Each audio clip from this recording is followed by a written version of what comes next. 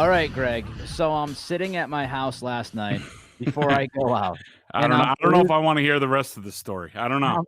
I'm perusing through Twitter, and I see your latest story pop up at BSJ, and I click on it and I read it, and I'm almost beside myself because I'm like, wait a minute.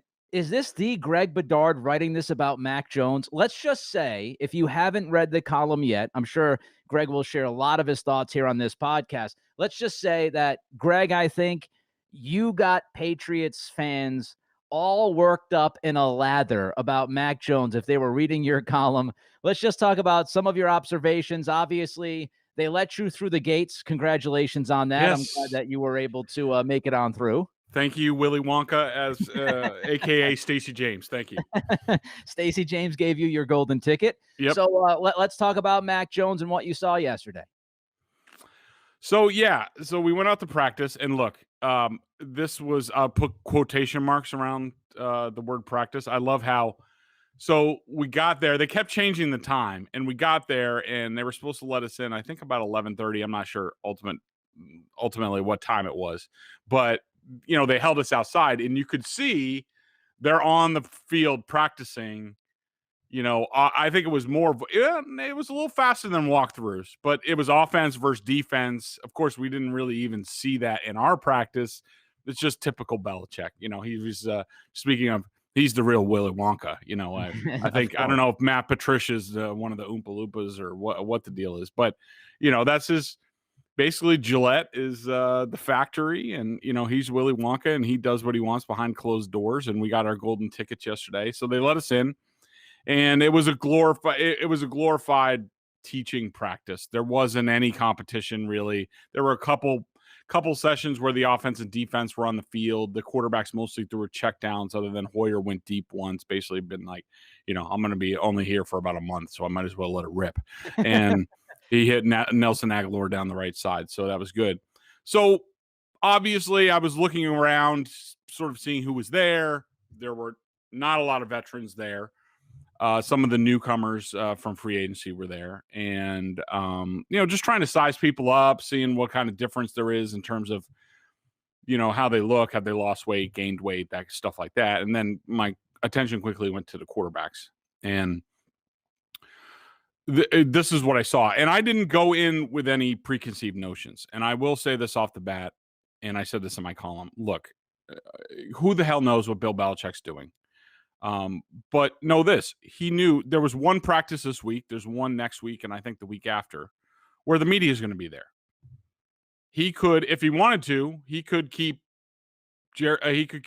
Mac Jones number 4 in the depth chart when we're there, and basically not let him do anything. That could be Right. his day to be number 4 and pick up everybody's helmets and stuff like that.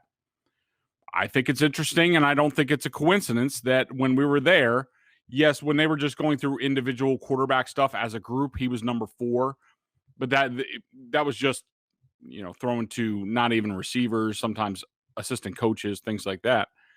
But once they went to team, once they split up and did split reps, it was Cam Newton and Mac Jones with one group, and it was Jarrett Stidham and Brian Hoyer with another group. And that Belichick chose to do that in front of us, I don't think it's a coincidence. I think it's significant. Now, look, I could say that now, and then next week, whenever we're let in, Tuesday or what have you, Friday. I think it's Friday next week. Whenever you get the message in the bottle. Yeah, exactly. Mac Jones could be number 4, and he could be like, look what Bedard wrote last week. I'm going to make him look like a jackass this week, and Bill can do that. He has done that in the past. So we don't know what's going to happen. But Nick, I'll just let you know what I saw. First of all, Mac Jones is smaller than I think I thought he would be. Okay, do you mean shorter, or do you mean kind of thinner up top? Shorter. He's shorter. Look, he measured 6'2.5" at the combine. He's a legit 6'2.5". For some reason, I don't know why, at Alabama, watching the film and the TV copy of what I did, he looked to be a good size. He looked to be 6'4"-ish, sort of like Brady. He's not. He's no Brady physically. Yes, he has longer arms and longer legs, but he's surprisingly smaller than I thought. I think he's even a little bit smaller than Stidham. So, look, that's going to be a factor, I think. I mean, I don't think it's going to be a deciding factor, but it's one sort of factor in all this. Number two, he clearly throws the best ball out of the whole group. His spiral is consistent. It comes out of his hands quickly.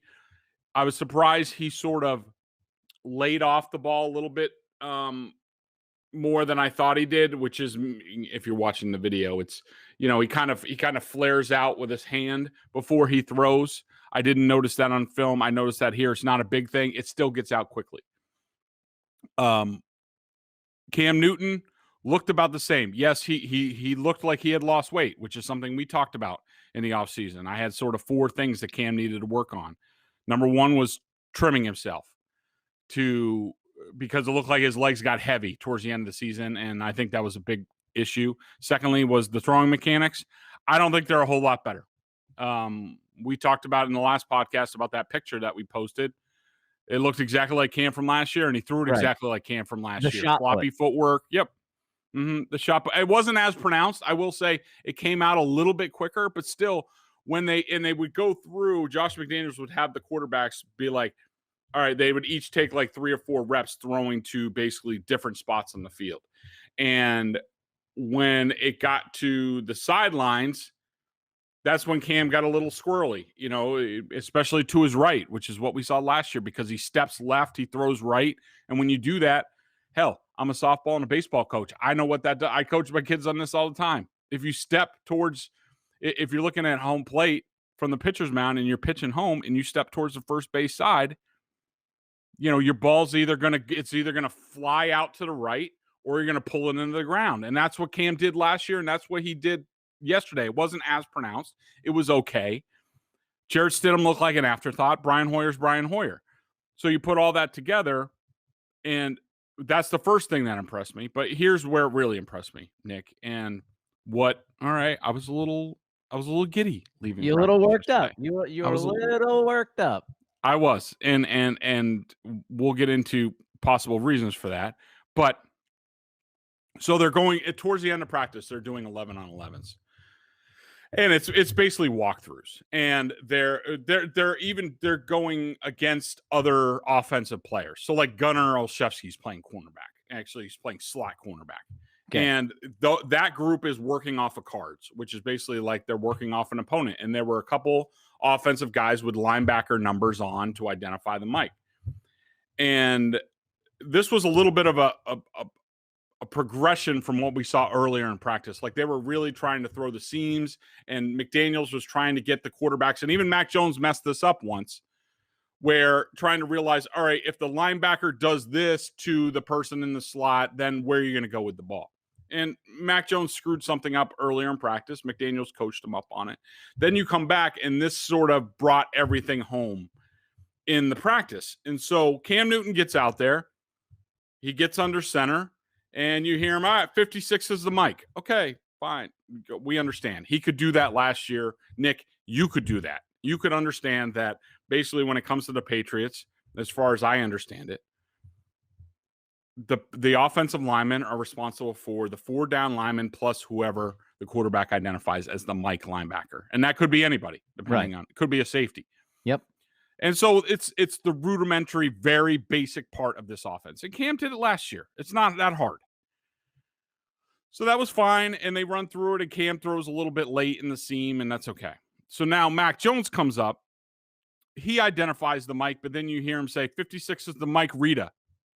Okay, that made me sit up a little bit. Okay, now he's tagging something else on to the mic call. It's not just a mic call. He's now telling the line to, or at least the running back or the line, to slide right on protection. Rita right, Linda left, or something along those lines. So I was like, okay, that made me sit up a little bit. And I'm like, okay, interesting. All right, now what happens? Okay, now it's Mac Jones under center. I think it was Nelson Agholor. It could have been Kendrick Bourne as the right wide receiver. And so Mac's looking over the defense.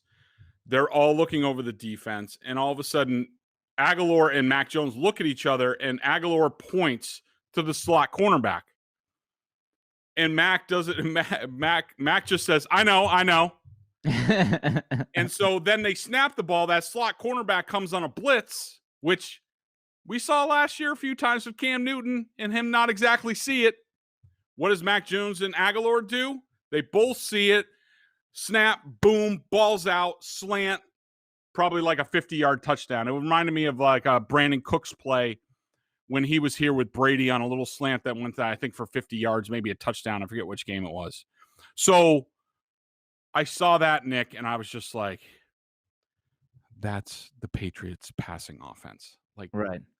thank you. Like, That's what we've been okay, waiting for. Yeah. that's what we've been waiting for. That's what we've been talking about all season. That's what we talked about where Cam had problems last year, where it's like, okay, can he play quarterback? Yes. Can he run? Can he complete some passes? Can he operate the offense? Yes. But does he have the potential to use the Patriots passing offense to its full operational strength? And the answer has been a resounding no. And I still think it's a no. And to me, Mac Jones is the only person, with, talent on the roster to do it. And so what I saw yesterday got me excited. Look, I don't know what's going to happen. Who knows what's going to happen? But I will say this, Nick, and this was not in my column.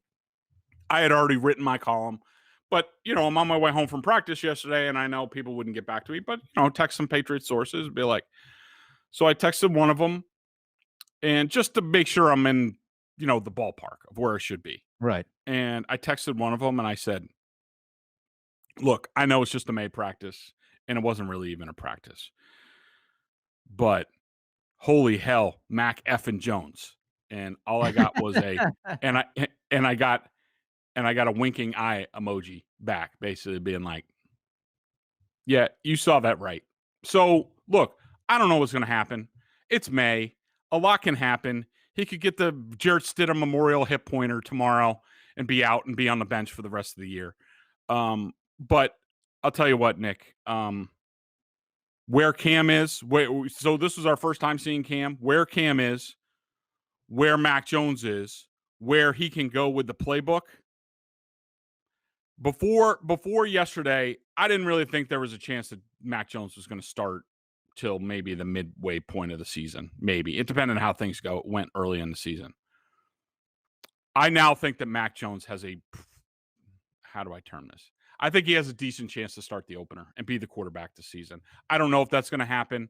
I could be totally overrating this. I could have beer goggles at 2 a.m. at your bar in Hampton. I could have some old lady hanging on me, that kind of thing.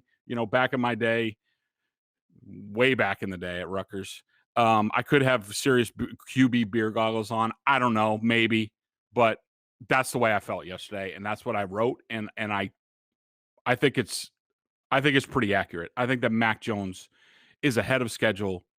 Now it's just a question of when he arrives.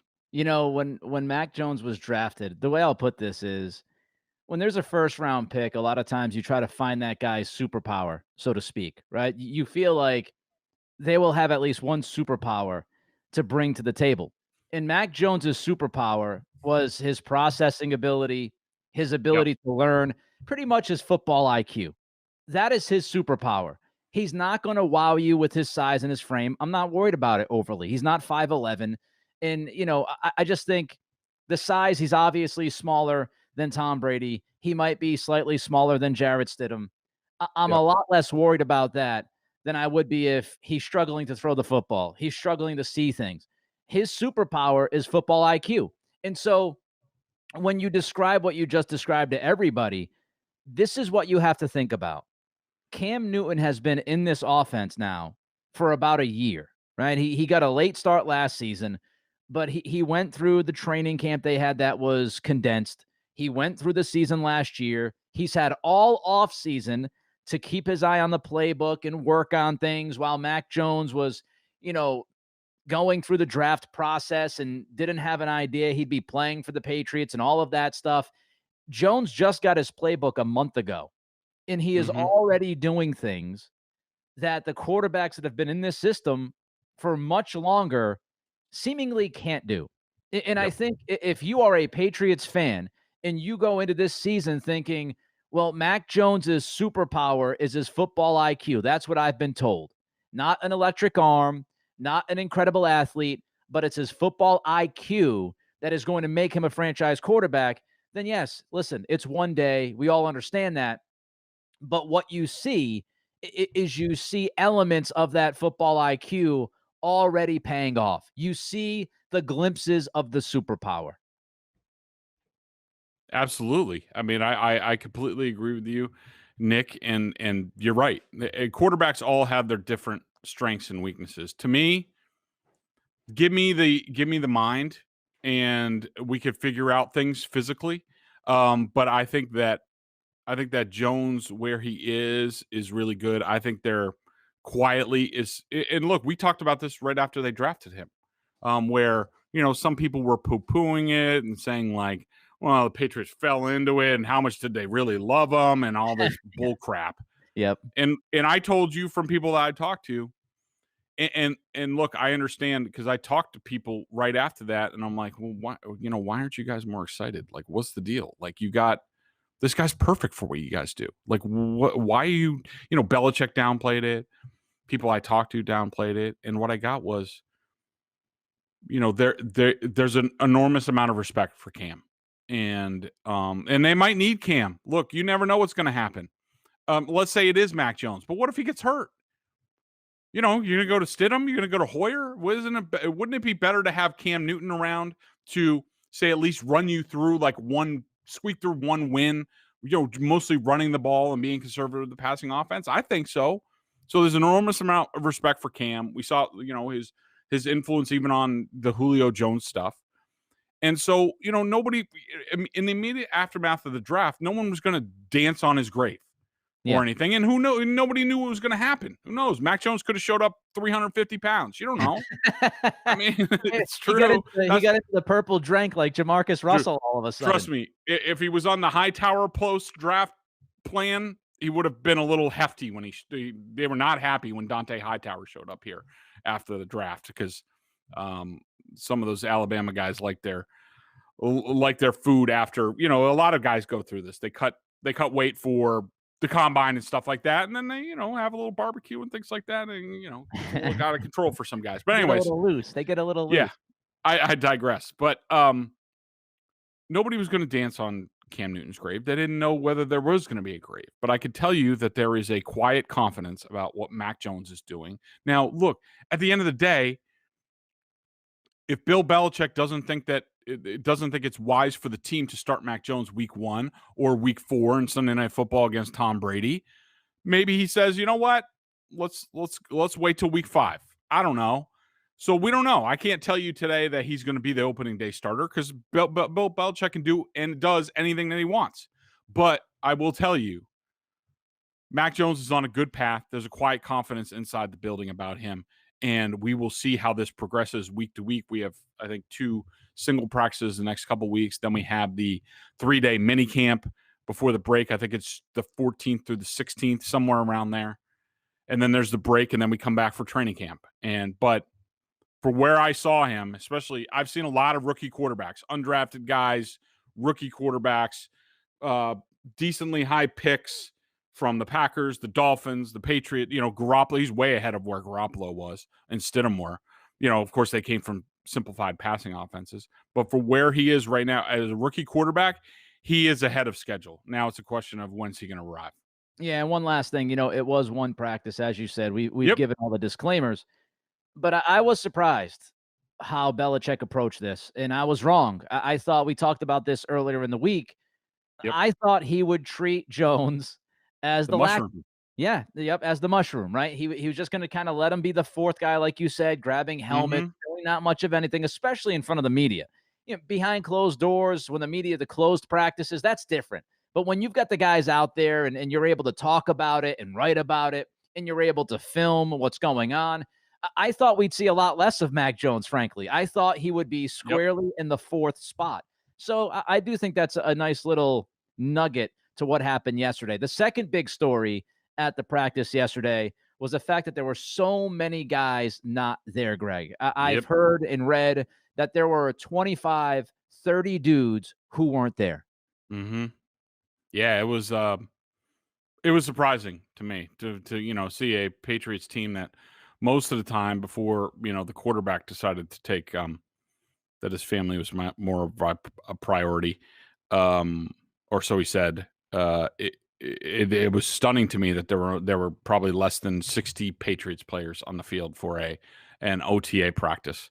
And it's everybody from Judon Phillips, Gilmore, uh, Sonny Michel, Damian Harris came on late but didn't do anything. The two starting quarterbacks, J.C. Jackson, um, and Stephon Gilmore, Devin McCourty, even Chase Winovich wasn't out there. Draft picks Barmore, Stevenson, no Hightower, no Jonnu Smith, no bookend tackles, and Isaiah Wynn and Trent Brown, Lawrence Guy. It was a mess. And so I mean, Who I was remember when there? they started practice, I was like, they broke up into positions, and I'm like, wait, what the hell? What position group is that? There's like two guys over there. And I was like, oh, it's running. I saw Ivan Fears. I was like, oh, it's running backs. And I was like, who the hell are those guys? And it was Dude, Tyler Gaffney and it was JJ Taylor. And so nice. that was interesting. I will say, while we're here, and look, I don't know the reasons. I'm not gonna have any guesses. I'm not gonna make any judgments. Whatever, it's voluntary.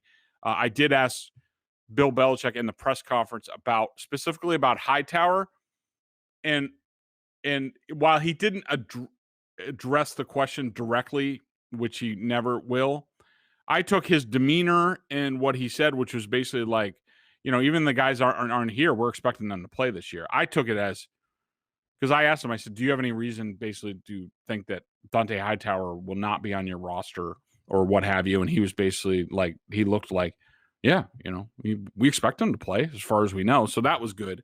But yeah, I'm not going to make any big judgments out of this. If they didn't have to be there and they weren't, and we'll see what happens. Yeah, I mean, we're seeing a lot of this across the NFL. Yeah. And obviously, the one that is glorified the most is Aaron Rodgers because he's out there in Hawaii drinking wine, playing acoustic guitar, singing karaoke, and the videos are going viral. And, Rodgers, he had never missed an OTA in his career. And so he's not there. The top 5 wide receivers of Green Bay, they're not at OTAs. So this is happening throughout the league. I would not read too much into it. It's the tug of war that you and I discussed earlier about the union and the NFL. The union wants a lot less offseason work.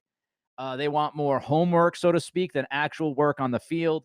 And there's a lot of teams that are acquiescing and they're changing the way they run stuff. And, Hmm. Washington is one of those teams. Washington pretty much, canceled OTAs and they're moving up the mandatory, I think, minicamp is what they're going to do, something like that. So Ron Rivera is changing the program in Washington. This is happening throughout the league. I would take a deep breath. I don't think it's that big of a deal. One guy I did want to ask you about Yep. is Nelson Agholor, because I read some things Yep. and listen, I don't want to go crazy, but you talked about Jones and Agholor on that play, Yep. the slot corner blitz. They were on the same page. It would have been a big play. I did read some things yesterday on Twitter, some observations from guys that were there watching, that Agholor had a pretty good day. He might have even looked better than people expected him to look. What'd you think? Yeah, I thought he looked good. Out of all the receivers, he was the one that sort of popped off to me. So yeah, I thought he looked good. I thought he played fast.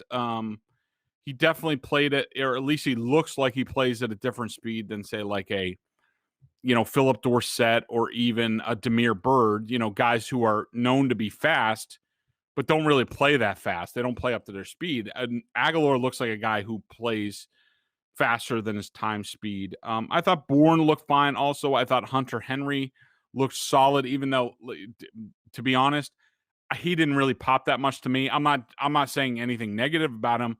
I think other people remarked that they thought he looked really good. I I just thought he looked fine. I will say the new tight end that they just signed, I forget what his name is, but he looks like strictly a blocking option. He does not have much juice down the field. I will say the two guys who stood out the most to me, other than Mac Jones, and I would probably put Aguilar number two, was JJ Taylor, the running back. I think Hmm. he's one of your guys.